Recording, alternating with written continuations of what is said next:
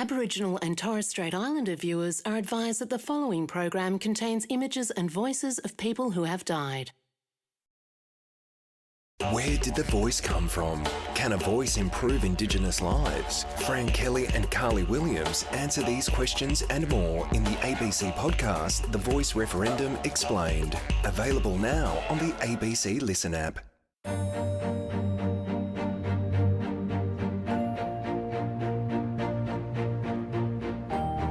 London, a city once at the centre of a vast and powerful empire.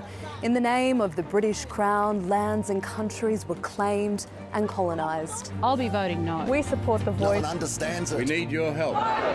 Vote yes. Back home, debate is heating up on the prospect of amending modern Australia's founding legal document. But before we can unpack that, it's important to understand where it came from.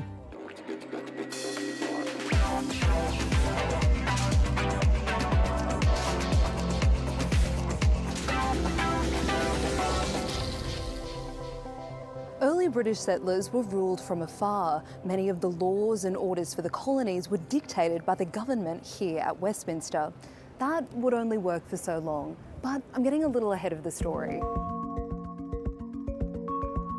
Back in Canberra, these documents reveal Captain James Cook was given secret instructions to claim the Great Southland for Britain in the late 1700s, but he was told to get consent from the natives. You are also with the consent of the natives to take possession of convenient locations in the country in the name of the King of Great Britain. In his journal here at the National Library of Australia, Cook writes about his first contact with Gweagal leaders at Botany Bay. As we approached the shore, they all made off, except two men who seemed resolved to oppose our landing. One of them took up a stone and threw at us, which caused my firing a second musket, loaded with small shot. So when this boat first came into the bay and our people saw the white ballooning cloud-like structure, saw the white faces, really thought and was scared that this was the dead returning. So they were trying to get rid of it. They weren't supposed to be here. Cook had arrived on land already home to hundreds of Aboriginal tribes or clans, including Noeline Timbery's people. They had long-held politics, laws and religion. This country wasn't built on discovery. It wasn't born from discovery. It was born from conflict from the very moment of first arrival. But that didn't stop the British from sending over more boats, and in 1788, the first convict settlement was established, beginning a deadly period of conflict over the land that led to widespread dispossession and displacement for the native groups. The British acted as though the lands belonged to no one, implementing a legal principle called terra nullius. By 1901, 6 colonies had been established. They'd joined forces to create a new nation. In the decade leading up to Federation, colonial leaders held a number of meetings and debates before pen was put to paper to create the final constitution. This was approved by eligible voters in colonial referendums and passed by a British Act of Parliament. With the seal of approval from 81-year-old Queen Victoria, the colonies became states and the Commonwealth of Australia was formed. Anne-Marie, you are a senior curator here at the National Archives. We are looking at Australia's century-old constitution. Just how important is this document? Well, this document, the Constitution for the Commonwealth of Australia, is significant in that it sets out the rules for how the Australian government works. So it sets out how the central government will relate to the 6 state governments and later the territories. It sets out the 3 arms of government, so the Parliament, the Executive and the Judicature. It sets out things like the financial arrangements between the Commonwealth and the states.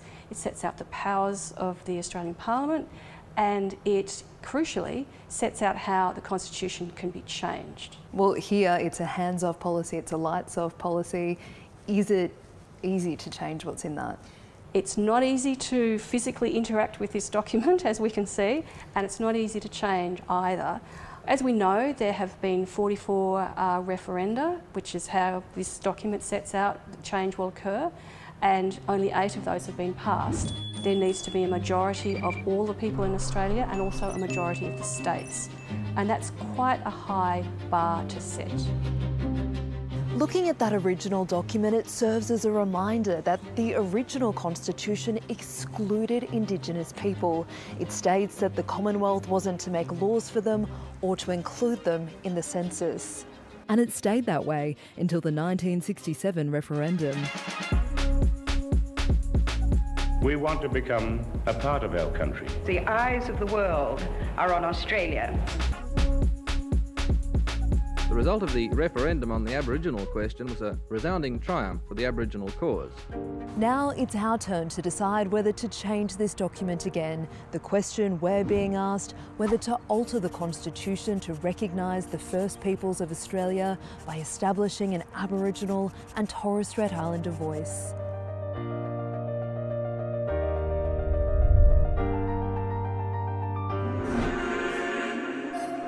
My name is Ilham Isaac.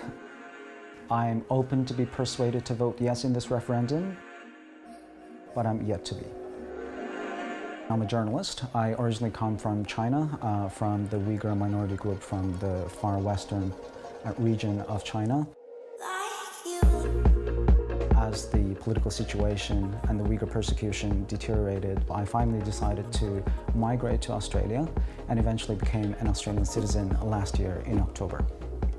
Ever since I became an Australian citizen, I've been really thinking hard about this referendum, and I would say so far I'm open to be persuaded, but not yet persuaded. Because of my background, I have this natural skepticism towards the government, so I always endeavor to research the problem at hand and try to educate myself from both perspectives. I think changing the Constitution is a very significant thing. I don't think we should take it lightly. So when we decide to change our constitutions, I feel more comfortable when I have more details about what exactly my choice would entail. I'm just not convinced with the idea that we just decide to change it first and then really work out the details as to how to change it. Although I am not yet convinced to vote yes in this referendum, I think there's a real chance that if this referendum fails, Australia's reputation will be tarnished internationally, and that may not necessarily be fair because ultimately the voters may be rejecting this referendum because of how it is presented, because of how it's worded, not necessarily because Australians don't really care about the Aboriginal people.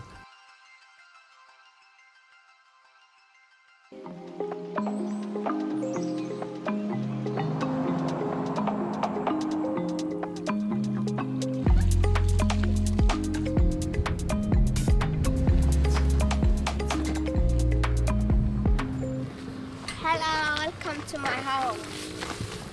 My name is Nikira and this is where I live. Welcome to Tennant Creek small community camp called Village Camp. It's a good thing living in town camp. That's all right, living close to family. It's an antique government house. This house was a new house in Tennant Creek in the town camp.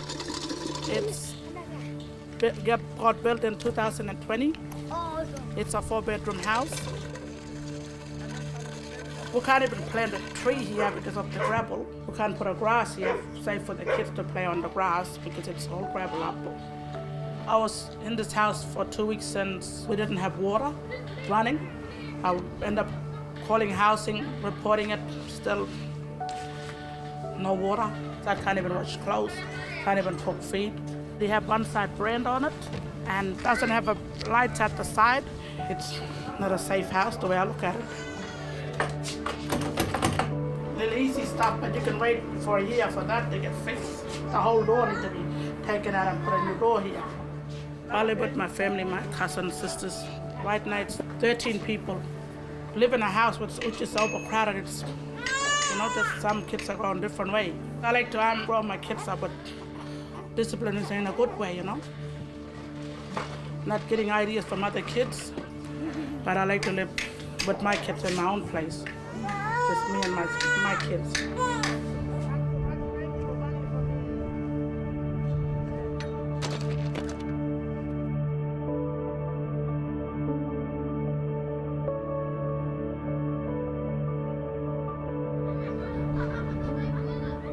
we're not allowed to play there because there's hop-shops things and we have long grass from snakes.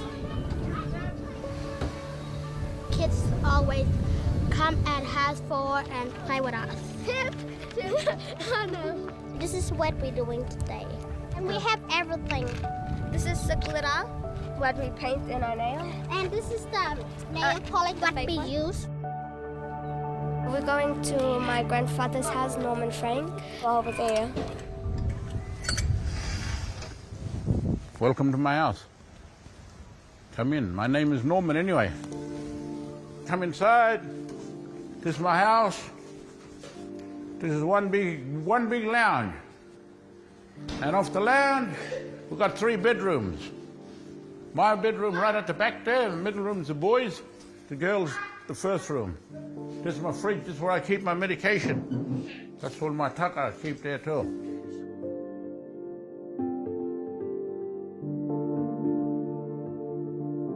This house is cleaned out and nothing here, it's bare because of bed bugs. We had bed bugs here. That's my second time this year. You'll be scratching and itching all night, mate. You weren't able to sleep. It's like hell, mate. And this is the NT housing. You know, it's belongs to the government. This is their house. This is not my house. Where's my rent money? Where's that to pay $600 to the pest control? Where's all that? When I asked them, they said to me, that's your responsibility. That's bullshit. It was me, my money, my pension came out, paid for everything. This is an old 40-year-old house, mate. The next bed bug in here, mate, I'm pissing off.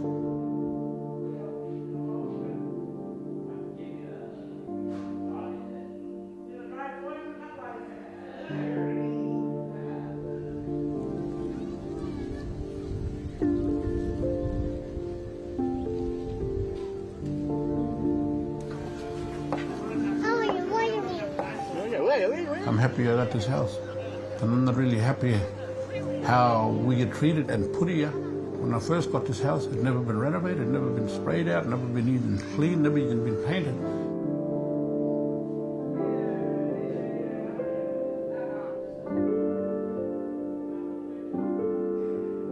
And if you live in a house like this a brick house, or iron tin shed, I tell you it's a killer.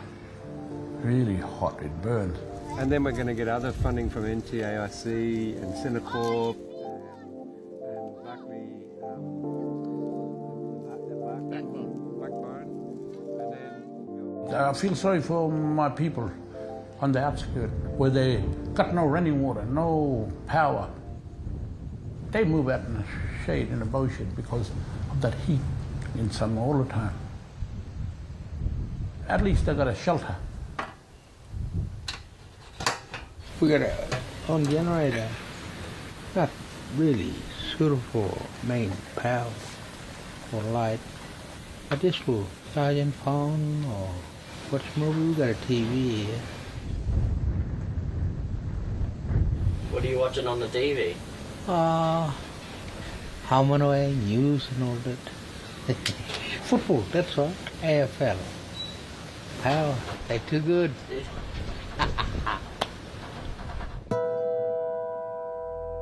My name's Stephen Kemp from here, driving camp. It's a place as a community.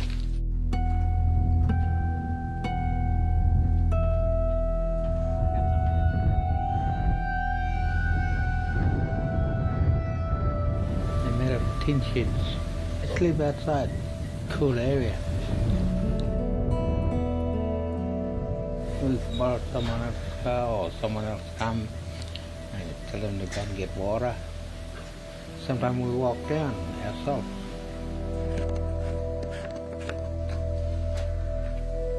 I'm from another country, but I stay here. People, they talk about you not belong to this place. We got no house here. Go home where you belong. That's what they say. It's not your country. Yeah, you got a place like this one, you might as well say you can't get a house in town. Oh, bush. I like this place. It's quieter. Peace and quiet.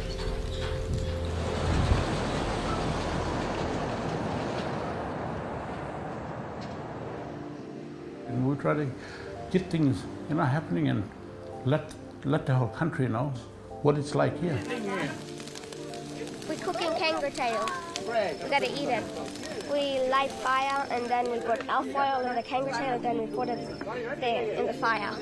My organisation we call Willa and that's mean environment standing strong. Build better housing. Cooler with the breezeway. Providers need to help and support more, especially our organisations and government need to collaborate with Umbrani people, how we're living.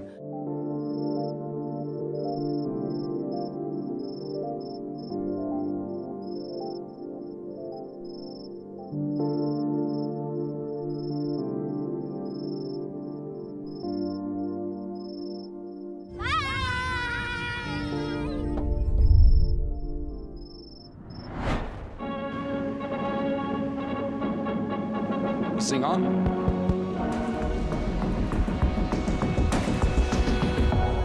G'day, my name's Tom Forrest. I'm a proud Yorta Yorta man from the East Kimberley region, and I'm on the streets to find out and ask people what they think the relationship is like between First Nations people and non-Indigenous people. Let's go find out. Excuse me, madam, I'm from the ABC. Can I ask you what an Australian looks like? Extremely handsome creatures. How would you just describe an Aussie, essentially? Like us. An Aussie itself doesn't have like a certain identity. Can I ask you what an Australian looks like? White, blonde and blue eyes. Why do you say that? The weather. I guess pop culture's just like drilled into us all the stereotypical shrimp on the barbie sort of stuff, surfing and mates. We are so many and varied. I don't know if you can even make a little square and put the iconic Australian in it. Someone with an Aussie accent, like that's really, I don't know, and even that's that's a bad one. Typical Australian has blonde hair, blue eyes and freckles. When I think of an Australian person, I do think of Indigenous people. What makes you an Australian? I'd call it Dubbo. Easygoing, bit of a larrikin, hardworking. Take sickies. Having a fair go. Go to the pub. Fun to get along with. Loud around. Loves a good laugh, yeah. People that used to think in this bar before the dark people were allowed in don't come here anymore. They just go to other places. So they've chased a lot of white trade out of the bar. I don't know how much. I think if they were out of the bar, the white people would drift back in again. It's just my opinion. Do you have any Aboriginal friends? I do, yeah. Do you have any Aboriginal people in your circle? No, I don't. It shouldn't be the divide it is, of course. Like Mum said, paths don't really cross as much. A key survey tells us that we aren't socialising with each other, with only 17% of non-Indigenous folk hanging out with Aboriginal mob. Well, what do we make up? 3% of the population, so, statistically not every non-Indigenous Australian's going to have, one-on-one interaction with an Indigenous person. Oh, well, I don't know any of them, but I think they're quite nice, friendly people if you know them sort of thing, Do you have Aboriginal friends? Yeah, I do. I actually do, like from middle school through high school. Just because we don't mix together is not because we're prejudiced or anything like that, it's just that we don't get around to doing it, sort of thing. It's a small community and everyone gets along with each other and there's no real division. Outside of work, I have a lot of non-Indigenous friends. They're all pretty cool and welcoming. I think that it will always be within the Aboriginal that he is an Aboriginal and he'd like to remain with his own people. I actually associate with a lot of other people other than my own group. I'm a social person. I have such a big following and friends across the country who are non-Indigenous who also want to learn about my culture. So through me interacting in my friendship, they've been able to learn and embrace Aboriginal culture and understand it more better. The huge percentage of our society who's never had any meaningful contact is just, going off these negative focusing news reports. You go straight to social media, you look at the comments about what people are saying and stuff. Very negative, very violent towards Aboriginal culture and people, so yeah, there's definitely still a division. My life has no interaction at all. I don't see them in workplaces where I work. I don't see them in my suburbs, and I think, why not? Why is there still this big divide? At the end of the day, we know when we socialise with each other, we get to know each other as human beings and not just stereotypes. Then we can actually think about, well, this is a problem that's not just affecting me, this is actually something that is affecting all of us. And as your friend, I want to help. Hi, I'm Dan Borscher. With a month to go before the referendum vote, I'm checking in on how the campaign is unfolding. With me this week is Naomi Moran, the Chief Executive of the Koori Mail, Australia's leading Indigenous newspaper. She's also the co-chair of First Nations Media. Naomi, great to have you along. Thanks for joining me from Lismore. Thanks for having me. This is deadly. Proper. Look, if you were thinking about this week's coverage of the Voice to Parliament referendum in the frame of a headline for your newspaper, what would it be? Something along the lines of, I'm right and you're wrong. And I think that's based on, what we're seeing in terms of people really thinking that their answer is the only answer and not actually being willing to listen. This is about the polarisation, isn't it? And I think that it's a bit of a concern that there isn't a focus on the ability to just listen to both sides of the conversation in a really respectful manner. I can't help but think that perhaps Australia isn't as mature as they think in being able to lead these conversations. Is the conversations within that leadership centred around egos and the idea that, somebody's answer is the only answer, or is, the leadership that perhaps the rest of the nation is looking for is guidance rather than influence. And I think that creates a lot of, angst and confusion and people not knowing, what to do. I think I would like to see more of a focus around how do we just listen to the conversations and make sure that people are making decisions and choices leading into October 14 based on their story and their experiences and making sure that their vote is genuine. Naomi, this week we've seen a focus on Michael Long and the Long Walk arriving into Canberra. We've seen claim and counterclaim around Marcia Langton and racism in Australia. And we've seen the Shadow Minister for Indigenous Australians, Jacinta Nampijinpa-Price, telling the Press Club that colonialism was an overall good thing for Australia. I wonder what sort of impact you see all of these things in the media having an influence on those who haven't decided how they're going to vote yet. Yeah, it's interesting that you asked that because I actually had a conversation today with two people at the airport. I'd overheard them talking about the upcoming referendum, two non-Indigenous people. And so I approached them with the willingness to listen and understand why they thought the way that they did. And their thoughts were, we're really confused, we don't know what this means, we don't know how to vote, we don't feel like we have enough information to process this and make a decision. A lot of their concerns were the misinformation, or a lot of their concerns were the things that they were seeing in the media.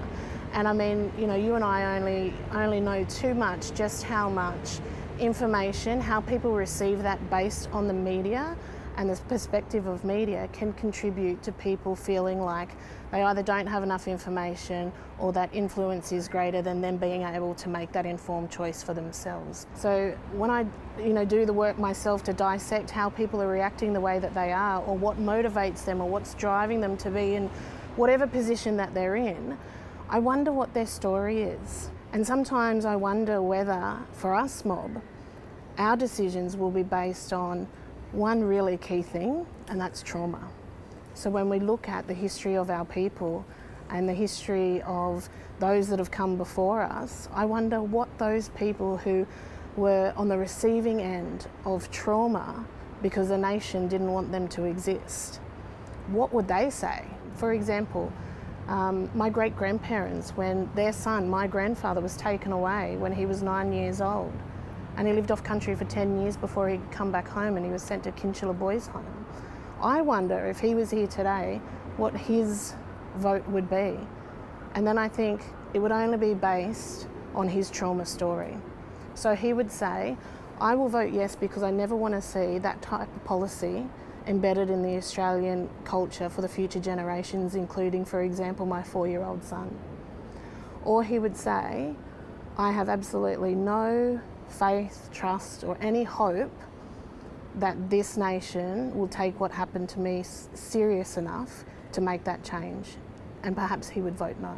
Most media organisations are considering how to do coverage every day. The Courier Mail is a really interesting part of that landscape because predominantly your audience is Aboriginal and Torres Strait Islander people. How does that impact the way that you cover the referendum? Yeah, and I think it's not just where Courier Mail stands, but when we look at Aboriginal and Torres Strait Islander media and our sector. And obviously I'm very passionate about our Indigenous media sector. And a big advocate through the First Nations media. Definitely, and you know, whether you're a newspaper, whether it's television, whether it's our bush broadcasters from around the nation, I will be the first to say, let's acknowledge that Indigenous media have always carried the voices of our people. And it's just that nobody has listened. So for Indigenous media, our responsibility is always to report on issues and stories or you know, a national agenda or movement based on facts. And so what the Courier Mail has actively done is made sure that we take that responsibility of printing the facts. But also we have a responsibility to share opinions and voices from all of our communities and their thoughts and how these issues are impacting them. But that deep dive into storytelling and what that means and how that influences somebody's decision, that's pretty special. What do you think the country looks like the day after the referendum? Exhausted. Ready for a lie down? Exhausted. And I'm not going to lie, I've had a vision in my head of both sides of the conversation sitting there like this going, I told you so. This isn't about who's right and wrong in terms of you're wrong, I'm right. This is about whatever the outcome is, just remember it does not stop anybody from doing the work.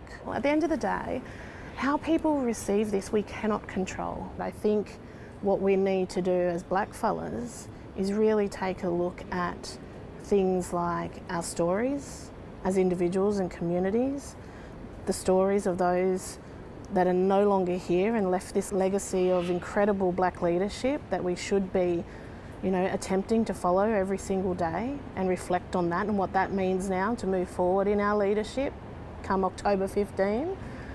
I just think there's a lot to unpack for us after the outcome moving forward and the key learnings throughout this whole journey and what that's meant for us and how we identify as blackfellas and how we continue to do the work to make sure that our people feel like that they can put faith and trust and hope in us.